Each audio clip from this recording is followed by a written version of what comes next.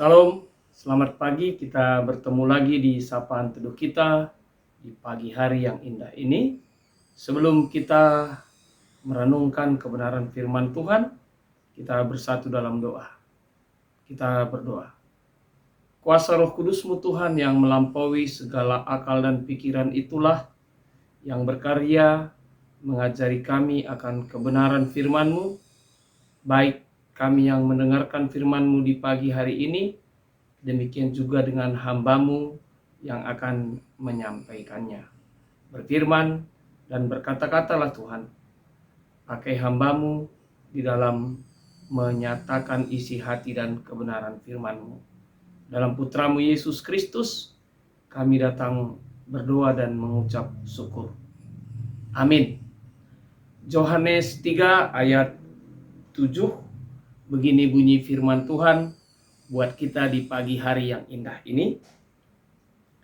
Janganlah engkau heran, karena aku berkata kepadamu, kamu harus dilahirkan kembali. Sampai sejauh ini pembacaan firman Tuhan buat kita. Di dalam kita menjalani kehidupan kita, saudara-saudari yang dikasihi Yesus Kristus, Tuhan kita bisa saja mungkin mengalami salah mengerti atau salah paham. Hal ini bisa saja terjadi karena kita kurang mendapat informasi yang jelas ketika membahas sesuatu. Atau yang kedua, mungkin kita sudah memiliki sebuah pemahaman tentang sesuatu itu, sehingga ketika diberikan pemahaman yang baru, ya pemahaman yang lama itu yang menguasai kita, sehingga pemahaman yang baru itu tidak bisa kita terima. Dan jika kita salah memahami dan salah mengerti, maka jelas ketika kita bertindak, maka tindakan itu juga akan salah dan kita tidak akan sampai kepada tujuan. Bahan renungan kita di pagi hari ini adalah satu bagian dari percakapan antara Yesus dengan Nikodemus, seorang ahli Taurat atau Farisi. Dalam percakapan itu kita dapat melihat, kalau kita baca utuh, bahwa Nikodemus itu datang malam-malam kepada Yesus dan mungkin kedatangannya ingin untuk mengetahui sesuatu, dan ketika dia mengatakan engkau Rabi, pasti Allah menyertai engkau. Dan pada saat itulah, kalau kita baca sebelum renungan kita secara khusus di ayat 3, Yesus menjawab, katanya, aku berkata kepadamu, sesungguhnya jika seseorang tidak dilahirkan kembali, ia tidak dapat melihat kerajaan Allah. Jadi yang dipersoalkan adalah masalah kelahiran kembali. Dan kita dapat lihat bagaimana juga Nikodemus menjawab, bagaimana mungkin seorang dilahirkan kembali ketika dia sudah tua? Ya, dan bahan renungan kita, Yesus kembali mengatakan bahwa janganlah engkau heran, karena aku berkata kepadamu, kamu harus dilahirkan kembali. Jadi Yesus mengatakan sebuah pemahaman yang baru.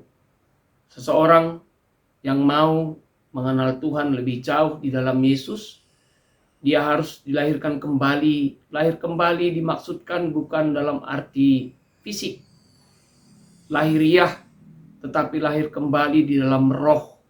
Dan ini mungkin bisa diterima oleh orang-orang yang telah dibaptis. Tetapi kita dapat lihat bagaimana pemahaman yang dimiliki oleh Nikodemus, seorang Farisi. Dia mengatakan bagaimana orang yang sudah tua bisa lahir kembali. Jadi jelas dia tidak memahami apa yang dimaksudkan oleh Yesus.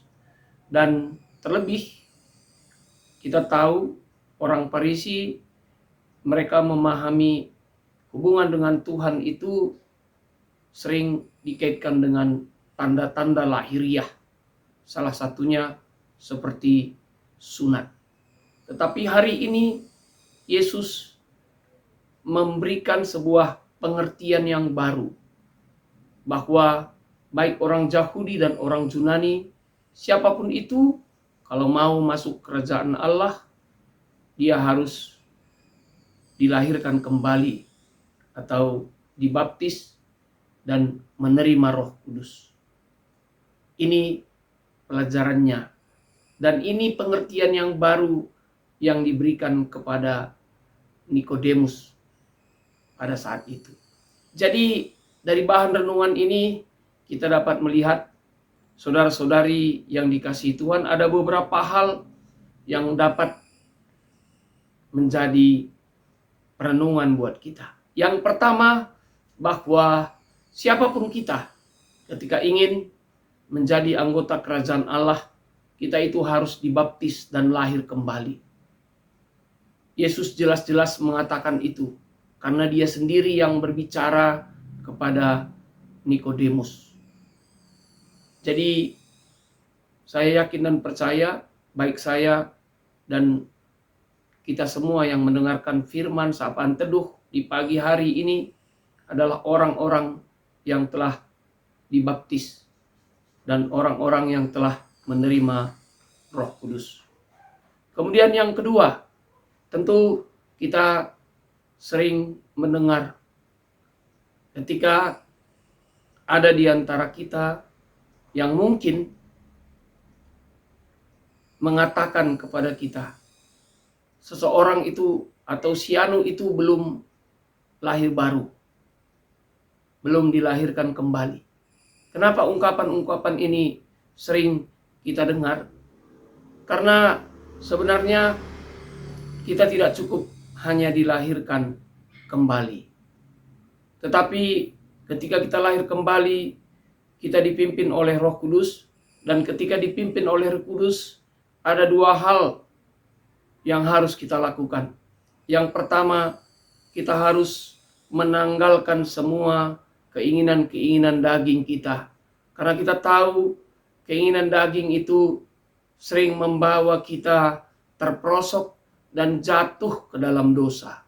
Orang yang sudah dilahirkan kembali sebenarnya harus dan sudah meninggalkan keinginan-keinginan daging dan perbuatan dosa tersebut. Kemudian yang kedua, sebenarnya orang-orang yang dilahirkan kembali itu hidupnya dipimpin Roh Kudus, hidup yang dipimpin oleh Roh Kudus, dan hati yang dikuasai oleh Roh Kudus, dan dia akan melakukan hal-hal yang seturut dengan kehendak Tuhan. Kalau dia berbicara, maka ucapannya juga akan menyampaikan kebenaran firman Tuhan. Dan ketika dia bertindak, bekerja, dia bekerja seturut dengan kehendak Tuhan.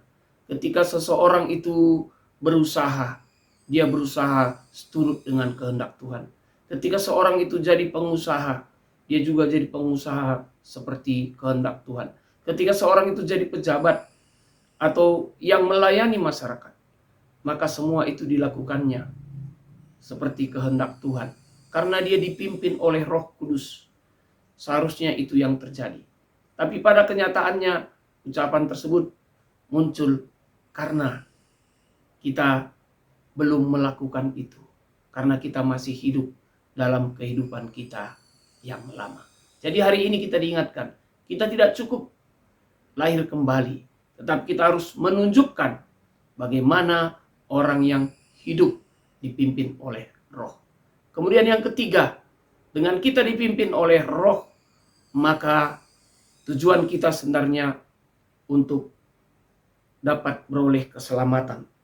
Hal ini jelas dikatakan di bahan bagian bacaan kita.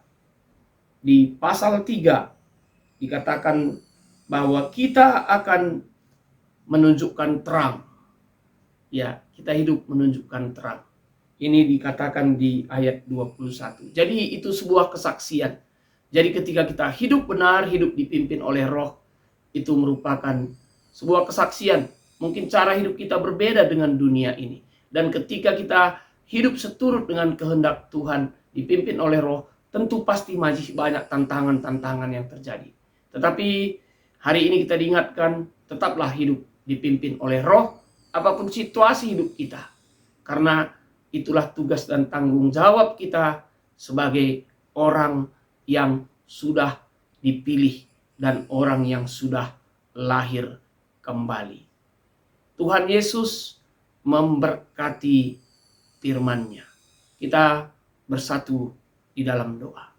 Terima kasih Tuhan atas kebenaran firman-Mu di pagi hari yang indah ini. Engkau kembali mengingatkan kami.